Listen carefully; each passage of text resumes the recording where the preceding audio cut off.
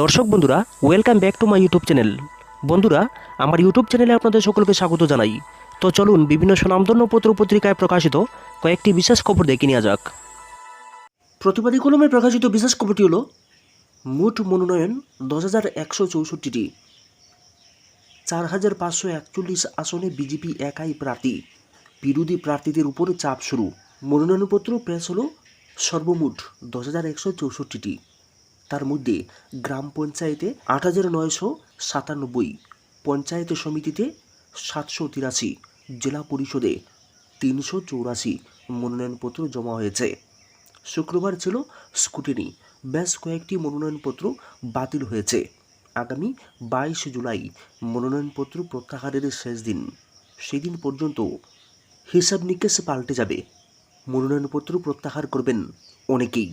চাপে পড়ে কিংবা স্বেচ্ছায় মনোনয়নপত্র প্রত্যাহারের শেষ দিন পর্যন্ত হিসাব কী হবে সেটা 22 বা 23 জুলাই পরিষ্কার হবে। আপাতত শুক্রবারের হিসাবে বিজেপি গ্রাম পঞ্চায়েতে 4,349টি আসনে বিনা প্রতিদ্বন্দ্বিতায় জয়ী হতে চলেছে। অর্থাৎ এই আসনগুলোতে শুধু বিজেপি প্রার্থী, প্রতিদ্বন্দ্বী নেই। অনুরূপভাবে 190টি আসন পঞ্চায়েত সমিতি এবং 2টি আসন জেলা পরিষদে একক লড়াইয়ে আছে বিজেপি, প্রতিদ্বন্দ্বিতা নেই। সেই হিসাবে মোট 4,541 আসনে বিজেপি মনোনয়নপত্র দাখিলের হিসাব অনুসারে বিনা প্রতিদ্বন্দ্বিতায় জয়ী হতে চলেছে। তারপর মনোনয়নপত্র প্রত্যাহারের হিসাব অনুসারে এই সংখ্যা আরও বাড়বে। তা 22 জুলাই বা 23 জুলাই জানা যাবে। আপাতত রাজ্য নির্বাচন কমিশন যে তথ্য প্রকাশ করেছে তাতে 6,370টি গ্রাম পঞ্চায়েতের আসনের মধ্যে 2,021টি আসনে প্রতিদ্বন্দ্বিতা হচ্ছে বলে ধারণা, কারণ যেখানে একাধিক প্রার্থী। অনুরূপভাবে পঞ্চায়েত সমিতির 423টি আসনের মধ্যে 233টি আসনে একাধিক প্রার্থী। ধারণা করা হচ্ছে সেখানে প্রতিদ্বন্দ্বিতা হচ্ছে। জেলা পরিষদের 116টি আসনের মধ্যে 114টি আসনে একাধিক প্রার্থী, 2টি আসনে বিজেপি একাই প্রার্থী। সেদিক থেকে হিসাব হয়তো পাল্টে যাবে মনোনয়নপত্র প্রত্যাহারের শেষ দিনের হিসেবে। গ্রাম পঞ্চায়েত এবং পঞ্চায়েত সমিতির হিসেবে কোনো প্রতিদ্বন্দ্বী নেই বক্সনগর, নলছড়, টেপানিয়া ব্লকে। আবার কয়েকটি জায়গায় গ্রাম পঞ্চায়েতে লড়াই আছে, কিন্তু পঞ্চায়েত সমিতিতে লড়াই নেই। সেগুলো হলো বামুটিয়া, চরিলাম, ডুকলি, দুর্গাচৌমুহনী, জিরানিয়া, কল্যাণপুর, ওল্ড আগরতলা ব্লক। কয়েকটি জায়গায় বিজেপির সঙ্গে প্রতিদ্বন্দ্বিতায় মোথা। সেগুলি হলো বামুটিয়া ব্লকে গ্রাম পঞ্চায়েতের 5টি আসন, বকাফা ব্লকের গ্রাম পঞ্চায়েতের 8টি আসন এবং পঞ্চায়েত সমিতির 1টি আসন। চরিলাম, ডুকলি, দুর্গাচৌমুহনী ব্লকে যথাক্রমে 14, 12, 18টি আসন। জিরানিয়া ব্লকের গ্রাম পঞ্চায়েতের 9টি আসন। কল্যাণপুর ব্লকের গ্রাম পঞ্চায়েতের 14টি আসন। ওল্ড আগরতলা ব্লকের গ্রাম পঞ্চায়েতের 2টি আসনে প্রতিদ্বন্দ্বিতা হচ্ছে। পঞ্চায়েত সমিতির ক্ষেত্রে বোকাফার 1টি আসনে বিজেপির সঙ্গে মথার প্রতিদ্বন্দ্বিতা হচ্ছে। জেলা পরিষদের ক্ষেত্রে মথা 3টি আসনে লড়াই করছে।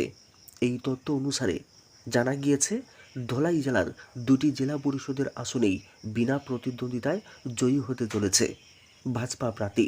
ব্লক স্তরের হিসাবে গ্রাম পঞ্চায়েতের আসনে বিজেপি মনোনয়নপত্র পেশ করেছে 6,337টি আসনে, সিপিআইএম 1,441টি আসনে, কংগ্রেস 810টি আসনে, মথা 231টি আসনে, নির্দল 167টি আসনে।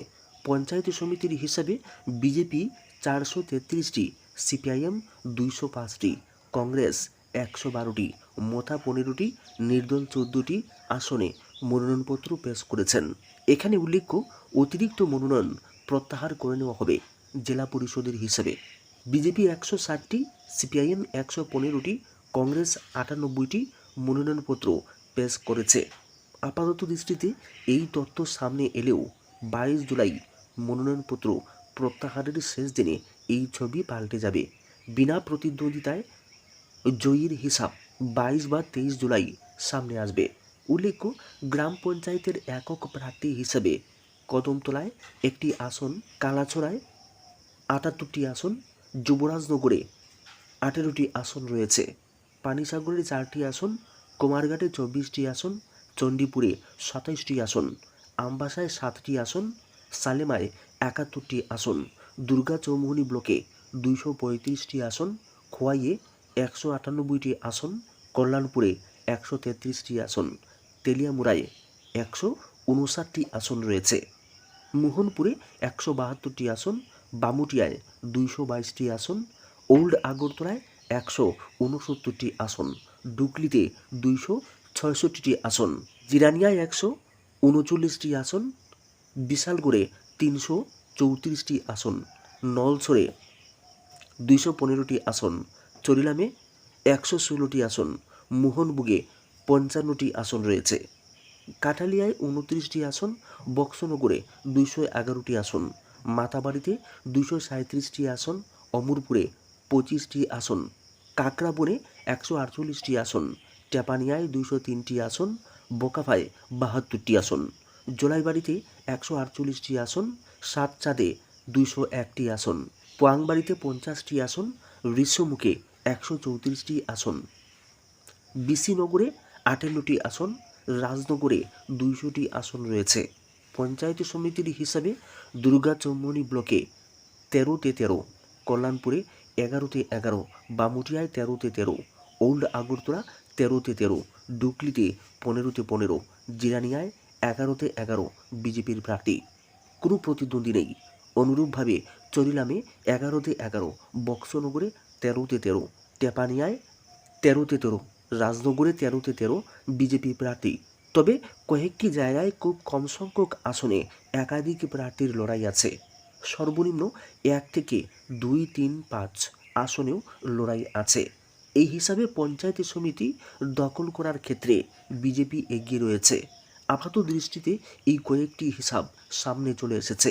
উল্লেখ্য, মোট মনোনয়ন 10,164-র মধ্যে গ্রাম পঞ্চায়েতে 8,997, পঞ্চায়েত সমিতিতে 783 এবং জেলা পরিষদে 384 মনোনয়ন জমা পড়েছে। প্রসঙ্গত, রাজ্যের ত্রিস্তর পঞ্চায়েত নির্বাচনের মোট আসন 6,909টি। তার হিসাবে বিনা প্রতিদ্বন্দ্বিতায় জয়ের হিসাব 60% ছাড়িয়ে যাচ্ছে। 2019 সালে সেটা প্রথমে ছিল 90, পরে হয়েছিল 96%। কংগ্রেস নেতা সুদীপ রায় বর্মন অভিযোগ করেছেন 3,383টি আসনে কংগ্রেস প্রার্থী দিতে পারেনি বিজেপির আশ্রিত দুর্বৃত্তদের বাধার কারণে। মোদির murder of democracy Tripura, Gogoi. Doctor অধ্যাপক মানিক সাহার ডাবল ইঞ্জিনের সরকারের পঞ্চায়েতে ভোটের সন্ত্রাস দেখতে এসে মোদিকেই নিশানা করেছেন লোকসভার কংগ্রেস পরিষদীয় দলের উপনেতা তথা ত্রিপুরা সফররত সর্বভারতীয় কংগ্রেস প্রতিনিধি দলের গৌরব গগৈ। বলেছেন, মোদিজি বলেন ভারত হলো মাদার অফ ডেমোক্রেসি, কিন্তু এখানে এসে বোঝা গিয়েছে ত্রিপুরায় চলছে মার্ডার অফ ডেমোক্রেসি। বিজেপি এই রাজ্যকে দ্বিতীয় মণিপুর বানাতে চাইছে বলেও এই দিন কংগ্রেস ভবনে আহত সাংবাদিক সম্মেলনে সরাসরি অভিযোগ তুলেছেন গগৈ।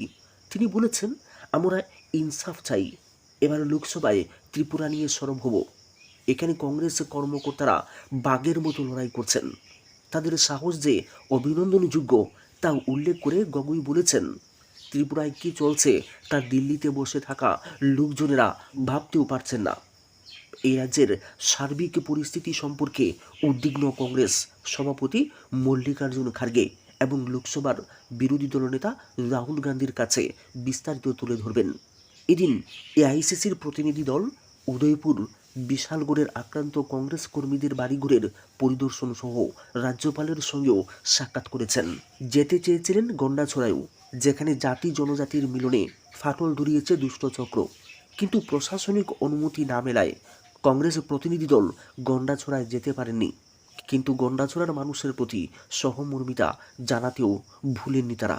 ক্ষতিগ্রস্ত জাতি জনজাতি উভয় অংশের মানুষের নিরাপত্তা সুনিশ্চিত করার জন্য তাদের উপর ক্ষতিপূরণের দাবি জানিয়েও সরব হয়েছেন কংগ্রেস ওয়ার্কিং কমিটির সদস্য সুদীপ রায় বর্মন। সুদীপবাবু এদিন জানিয়েছেন, সমস্ত রকম প্রস্তুতি সত্ত্বেও কংগ্রেস 3,183টি আসনে মনোনয়নপত্র জমা দিতে পারেনি, অথচ সমস্ত প্রস্তুতি নিয়ে তারা বিডিও অফিসের দিকে রওনা দিয়েছিলেন, কিন্তু তাদের উপরে এমনভাবে আক্রমণ হয়েছে যে কেউই আর এগুতে পারেননি। বহু জায়গাতেই কংগ্রেস প্রার্থীদের কাছ থেকে তাদের কাগজপত্র নিয়ে ছিঁড়ে ফেলে দিয়েছে বিজেপি আশ্রিত দুষ্কৃতীরা। এখানে মিডিয়া, জুডিশিয়ারি, পুলিশ এবং অ্যাডমিনিস্ট্রেটিভ এক্সিকিউটিভ প্রত্যেকেই আন্ডার প্রেসারে রয়েছেন বলেও অভিযোগ করেছেন তিনি।